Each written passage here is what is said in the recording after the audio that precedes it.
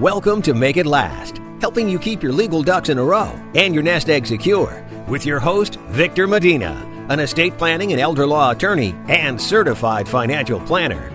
Welcome back to Make It Last with Victor Medina. I am your host, Victor Medina, which makes it very convenient because I know that I'm in the right place. I have a great show for you here today. I'm really excited because one of my favorite topics to talk about is elder law issues and people getting older. So we're going to delve deep into that. We've got 3 segments for you here today. The first one's going to focus on getting older and the risks that come with that, including the risks to some financial harm that can come to you. The second segment is going to talk about long-term care needs, whether or not it'll happen to you and what you can do to prepare. And our last segment is going to talk about some practical tips that you can undertake to help protect your assets and get into the best position going forward. But before I get started, I do want to take a moment to thank you all for your wonderful response to the show so far. If you are liking the show, the thing you can do to help me out is recommend it to other people. You know, we've got this show that's airing every Saturday morning, and as soon as when it's done, you can download it from iTunes and get that available too. So if you are interested in sharing this information with friends, I really appreciate that, and you can send them to iTunes to subscribe or let them know that they can listen to it on every Saturday morning at 7:30 a.m. So I hope you've got your cup of coffee going. It's clear that I've got mine with this kind of energy. So we're going to get right to it. But if you have any topics that you'd like us to talk about, or if you have any suggestions for how to make the program any better, you can go ahead and email us at feedback, F-E-E-D-B-A-C-K, feedback at makeitlastradio.com. So that's our website, email address that's been created for just that purpose. Send us your thoughts, and we would love to hear it. But there's also one thing I'm going to ask you to do, which is if you are a subscriber to iTunes, or at least if you'd like other people to know about it, one of the things that you can do is leave a positive review. Apple looks at that and ranks the podcast based on the number of positive reviews that are there. So I would ask you to go ahead and leave a great review, and then people who are looking for retirement planning podcasts will learn about this one, and they can learn a little bit about what we have to talk about here. All right, so let's get started with it. Here's the thing. We are all marching towards old age. By the year 2030, 72 million Americans will be at least the age 65 or older. Now, to give you that in perspective, I don't know, there's 200-something million Americans, and so that's at least maybe a third of those individuals. But if you look at the average lifespan, from 65 to the end of life expectancy, that's the last quarter of our life. So we are really heavily overweighted towards people that are getting older. And now the good news is that longevity is improving and people are remaining healthy and vibrant at older ages. But the bad news is that the cultural perceptions of old people have not kept pace. I have in front of me a study from the World Health Organization, and a 2016 analysis found that ageism was abundant and many people were completely unaware of their biases towards older people. I've got another study that says that from Psychology Today, saying that there's an especially slippery part about ageism is that we can witness it in action time and time again throughout society, often without anything triggering our internal antennae that says, hey, something is wrong here. Now, if it was just about people being perceived as being older and therefore somehow less contributing to society, that would be one thing. But come with it are risks of elder abuse. And one of the ugly things hiding behind this is financial exploitation. During 2017, the Department of Health and Human Resources reported, and I'm quoting here, each year, an estimated 5 million older people are abused, neglected, and exploited. In addition, elders throughout the United States lose an estimated, well, watch this one, folks, $2.6 billion or more annually due to elder financial abuse and exploitation. And these are funds that could have been used to pay for basic needs such as housing, food, and medical care. Unfortunately, no one is immune to abuse, neglect, and exploitation. It occurs in every demographic and can happen to anyone, a family member, a neighbor, even you. Yet it is estimated that only 1 out of every 5 of those crimes are ever discovered. We went a little bit deeper in the research and looked at the United States Department of Justice and discovered that only 2% of financial exploitation cases are ever reported, which is one of the reasons that elder abuse has been dubbed as a silent epidemic. Now, there are many reasons why older Americans don't report abuse. Some might be afraid of retaliation, especially if they're under the thumb of somebody who is providing their daily household care. They could be fearing that reporting this misjudgment will cause them to lose independence if it looks like they can't handle it on their own, and that's a very big risk and security to them, risk to their security. And others might be ashamed that they've made a mistake or embarrassed that a family member has betrayed them, because we can see elder abuse and financial exploitation come from a third party who is soliciting money from an elder and getting them to commit a credit card or a check or just taking that money. But we can also see that risk internally. And if somebody is aware that they've been exploited, it can be very hard for them to admit that, because it's embarrassing. It's embarrassing that somebody with that much experience in life was taken advantage of. So older people could also think that they won't be believed or they have no legal recourse, because we don't see the common crime of elder abuse being reported, and people who are in a position of trust end up abusing that, and people don't know that there might be some recourse. Now, whether it's reported or not, financial crimes and scams can have potentially devastating consequences for the victims.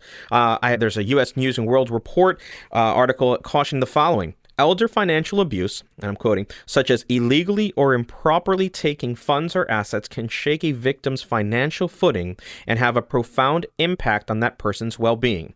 Financial abuse can lead to significant distress, and research shows that it can increase the risk for depression. And this is a difficult position for them to be in, because as Americans are getting older, many of them will be living alone. And they're already at risk for significant issues with depression. If they've been taken advantage of, if their financial security has been threatened and put at risk, it means that it could exacerbate some depression-related conditions, and we really want to help them with that. In addition to it having consequences for those people, we see that it has consequences for taxpayers as well. 1 out of every 10 financial abuse victims becomes reliant on Medicaid after the monies have been stolen, because Medicaid is that entitlement program, that safety net that helps people care for themselves if they've run out of money. Now, there are some things that you can do to help folks that might be in this position. Now, if this is from the outside, and we're going to talk a little bit about what you can do for yourself, but if you're looking at people from the outside, family members that you have that are older, or if you're looking at a neighbor down the street that you're concerned about it, there are some signs that the Department of Justice identified as indicating there's a potential problem. So the first thing that you can do is you can stay in touch with them so that they are, you know what's going on with them. And you have to realize, though, that, again, because of this level of embarrassment, you might not get a straight answer. But knowing that you're around or staying present in somebody else's life, I think, would really help them to know that they have a way of reaching out, but it also keep you in touch of what's going on, give you kind of like a baseline. In addition, it's a good idea to watch for sudden changes in bank accounts or banking practices, such as withdrawals or transfers of large sums of money, new names on signature cards for banks, changes to a will or other financial documents. This is a big one, because when we have somebody come in, we're pretty lucky at the Medina Law Group. We tend to see intact families that really care about one another. But I have had interviews with other people where it became clear that they were trying to take advantage. And clearly we didn't work with them. We didn't give them the power to do that. And we alerted the Office of Protective Services on it. However, it's important to know that people are making changes to their wills. If they're naming new family members that have been absent and, in the past, this is the potential start of some financial exploitation. And then the other thing you can do is as I was saying, if there's somebody who is a previously uninvolved family member all of a sudden surfacing to the top and presenting themselves as somebody who's taking care of the senior, well, that could be a sign that there's something coming along the way. Now, to help you help yourself, there are some additional steps that we recommend. Now, the first thing that you might want to do is take inventory and get organized. When we do an estate plan for somebody, they get a binder, and in that binder, there's a tab called Trust Assets. We do a lot of trusts, and the Trust Assets is just a way for us to encourage the clients to go ahead and list out their trust assets on a spreadsheet so that people know where everything is. And just as important as it is to kind of give an overview and a roadmap for where your assets are, it's to give that to a trusted family member, or at least let them know where that is. So, look, everything that I have is well organized. It's over in this binder, and it's with my attorney, or it's in my safety deposit box, so that somebody has a way of cross-referencing what exists and how to get access to it.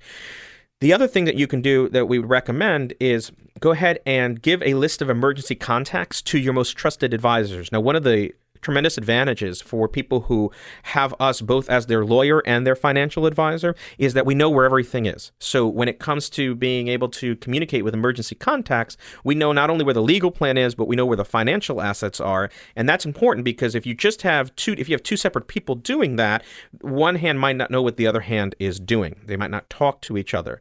So if we're involved in all of that and both sides of it, we're able to get our hands around knowing what exists, if there's something going on that might be a risk to it, and then, helping to protect you going forward. And then I think the last one would be to create a really strong financial power of attorney.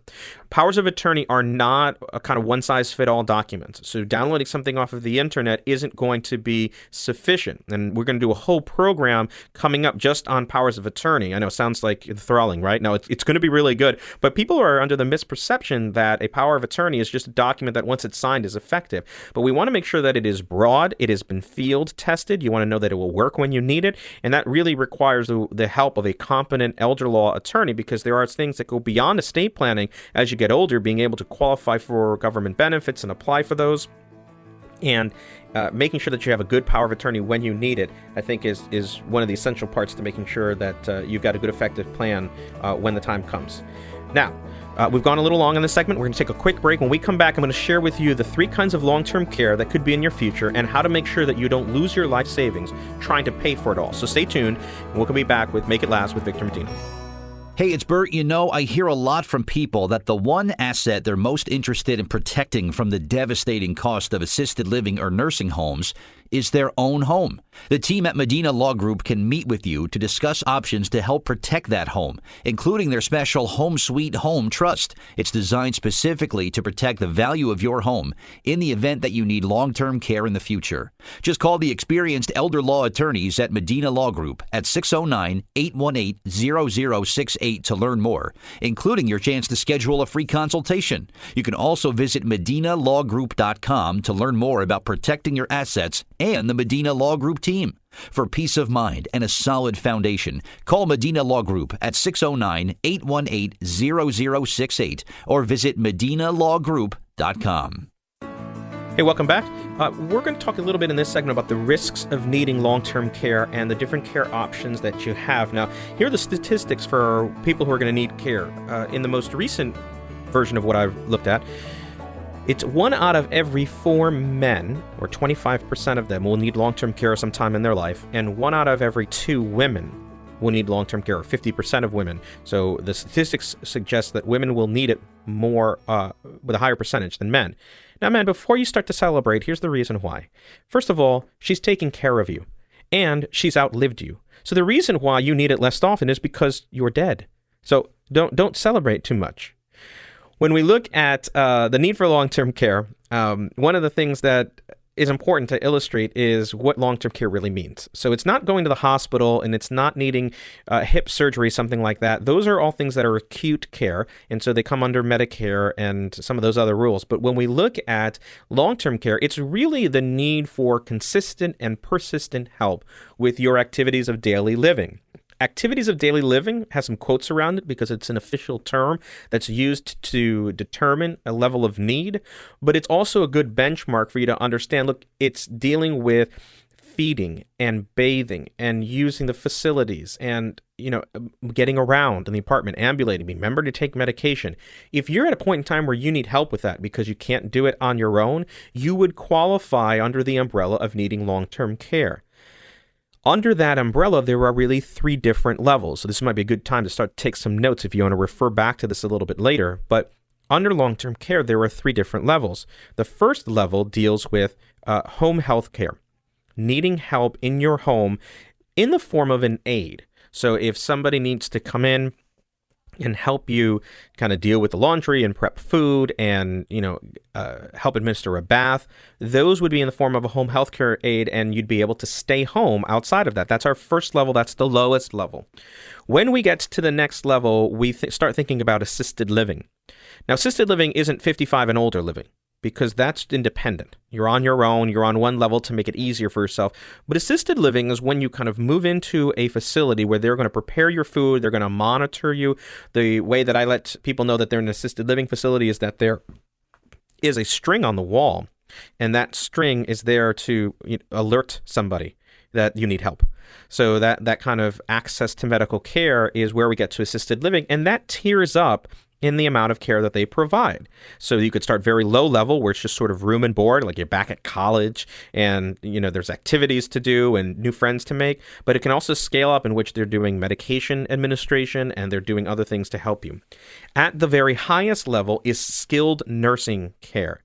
Now, if you've been around long enough, we used to call that the old folks home. That's the nursing home level of care. But that is also the highest level of care, where essentially what you have is access to 24-hour a day, 7-day-a-week nursing level care. Those are skilled nursing facilities. Skilled nursing facilities also look like rehab facilities. So if you've ever had a knee surgery where you went to a facility to rehab and you were living there as opposed to doing an outpatient, that looked very much like a skilled nursing facility because the level of care that they were giving. Now, each one of these options costs different things. If you're at a home health care level, you're looking to pay somewhere between $21 to $23 per hour with a minimum of a 3-hour stay. So there are home health care agencies that will provide an aid, usually in 3-hour increments, and usually about $21 to $23 per hour. They will also negotiate a full-day rate, and that is somewhere between $200 and $220 for an 8-hour stay or a full-day stay if they're providing somebody for the entire day. The home health care industry is largely unregulated. If you pick up a copy of Franchise Magazine, one of the things that you'll see there is that the top franchises, top 10, 3 of them are going to be home health care agencies. And so these names that are commonplace out there are ones that are licensed to individuals that are developing businesses in the world of home health care.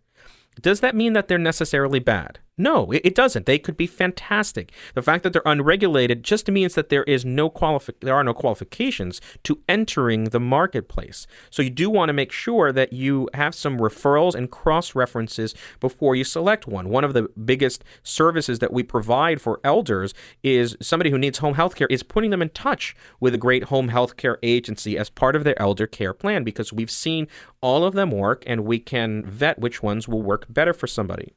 Now, the home health care agency, as I said, is the lowest level, and you can see anywhere between $75 a day to $220 a day times the month, and you know that you're somewhere between, doing the quick math, $3,000 to $6,000 per month. Okay, and that's for home health care on a regular basis.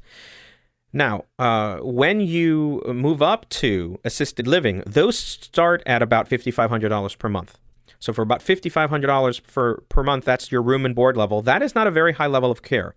That's not somebody who needs memory care or dementia-related care. This is just the room and board level, because as you start to increase on that, you're going to see your costs go up to about $7,500 to $8,500 per month, maybe a little bit more.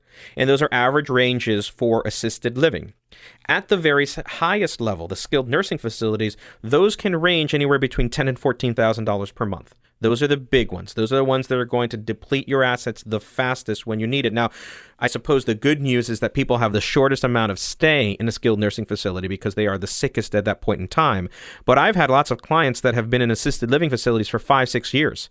And if they're paying, just to use round numbers to make it easy, call it $6,000 a month. That's $72,000 for the year. Times 5 years, that's over, just about $360,000 or so.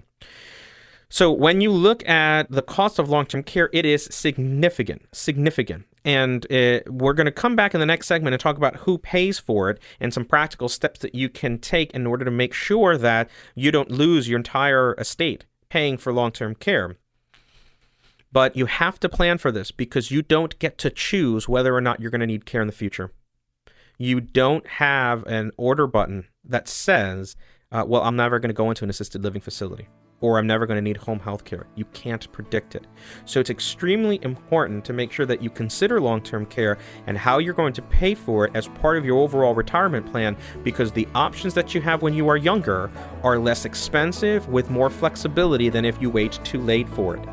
So when we come back, I'm going to share with you my number one tip for making sure that you have options as you get older and that you don't risk your nest egg if you need care along the way. Stay tuned with Make It Last with Victor Medina. Hey, Make It Last listeners, attorney Victor Medina, founder of the Medina Law Group, wrote a 5-star rated book on estate planning. It's called Make It Last, How to Get and Keep Your Legal Ducks in a Row. And it's available on Amazon.com and the iBookstore. This fun and easy-to-read book covers whether you need a will or a trust, how to know whether your power of attorney is any good before there's an emergency, how to make sure your inheritance stays in the family and doesn't go to that no-good son-in-law, and the 19 questions you must ask before you hire an estate planning attorney. The book is normally $20, but the first 15 listeners of today's program can get it for free by visiting makeitlastradio.com/free book. The book is free, and you pay just a small shipping and handling charge. Don't miss your opportunity to get the very best estate planning advice for free. Visit makeitlastradio.com/free book now to get your free copy today. Hey, welcome back. We're going to talk today in our last segment about how to make sure that you don't lose your nest egg along the way. The biggest amount of work that we do, the largest amount of work we do in our elder care side is with people who are already in crisis. I am sharing this information in a desperate plea to get people to take action ahead of the need, because when you get to already needing a care plan in crisis, the options are very expensive for the legal planning, and they are not as flexible, and they don't reward you as much. We're able to save maybe 50% of what's left, but it's a far cry from what we were able to save if you started sooner. Now, as a reminder, we talked about the different levels of long-term care. We said there was home health care, there was assisted living, and there was skilled nursing care. And when you're in one of those situations, there's only really 4 ways to pay for that. You can use your own money, you can use a long-term care insurance policy, Medicaid, or the VA. Those are the only 4 ways to pay for care. And you'll notice that I did not include things like Medicare or supplemental health insurance. Those insurance policies are just about acute care, going to the doctor or going to the hospital, but they will not cover a long-term care need like requiring an aid on a regular basis. When we think about long-term care insurance, long-term care insurance is one of those things that it's best to have when you're younger because it's cheaper. But long-term care insurance does not typically cover all of the costs of care. When you have a long-term care insurance policy, there are 4 numbers that you have to pay attention. So back with a pen and paper, folks. You have the amount that comes in as your elimination period. Now, that elimination period is another word for an insurance company deductible. And you can look at that somewhere between 90 days to 100 days.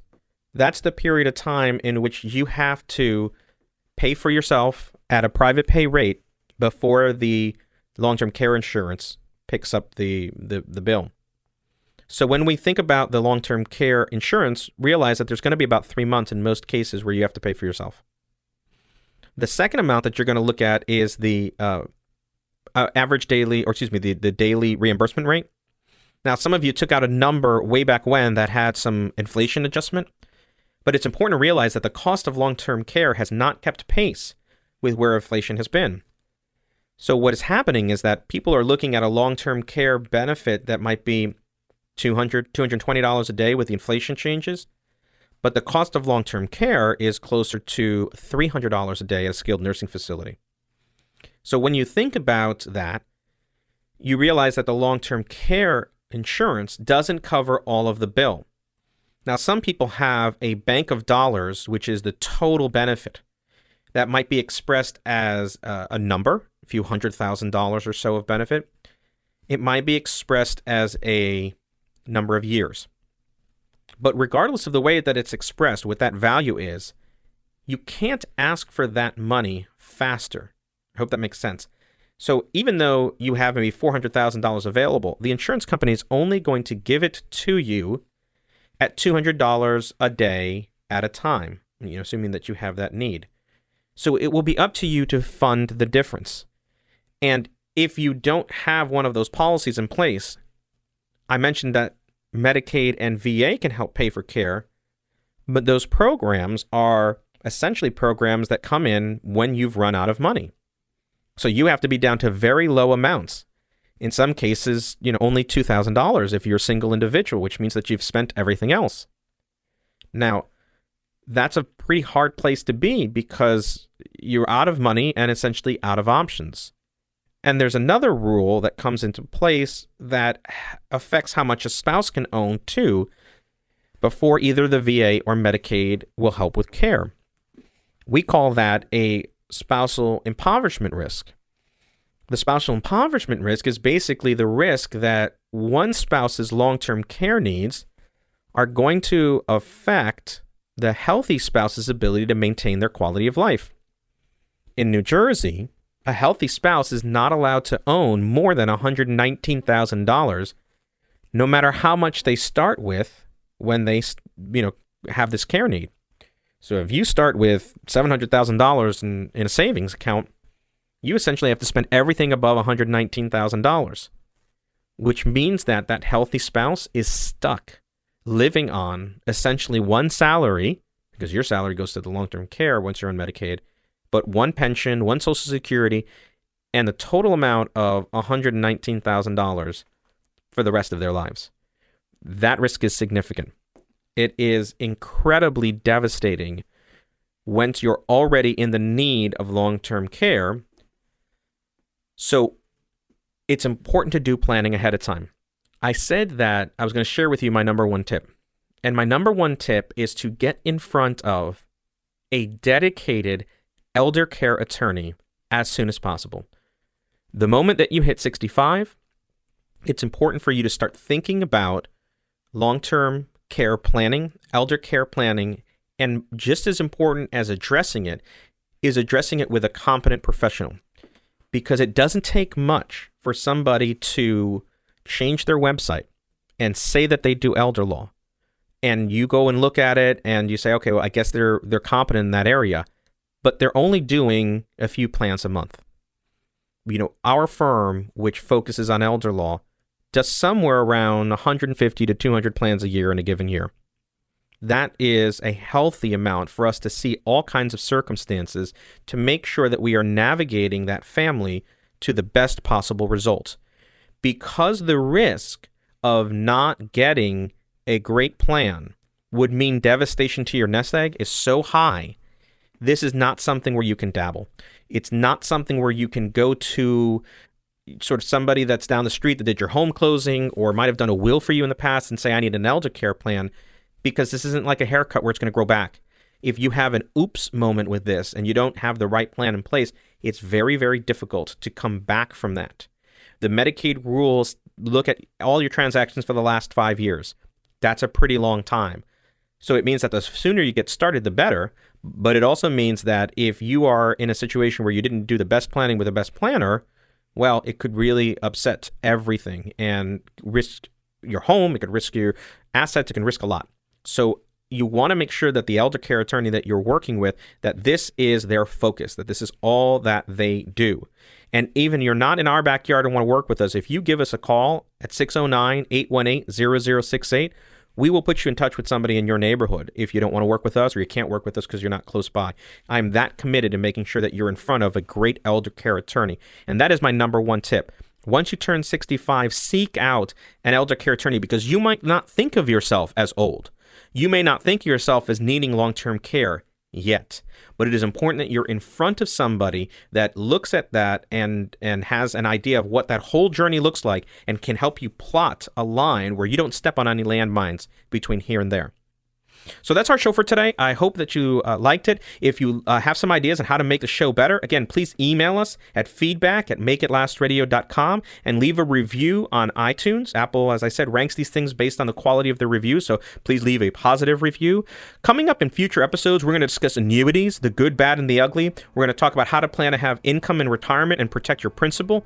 We're even going to have a special guest on talking about dementia and assisted living and a whole host of great topics. So mark your calendar for Saturday mornings at 7:30. Join us again next week, or you can join us on iTunes and download the show and have it delivered to your iPhone. But most importantly, as I said, share this with a friend in need. Let them know about the great information that we're talking about here and encourage them to join us as well. So until then, this is Victor Medina with Make It Last, helping you keep your legal ducks in a row and your financial nest egg secure.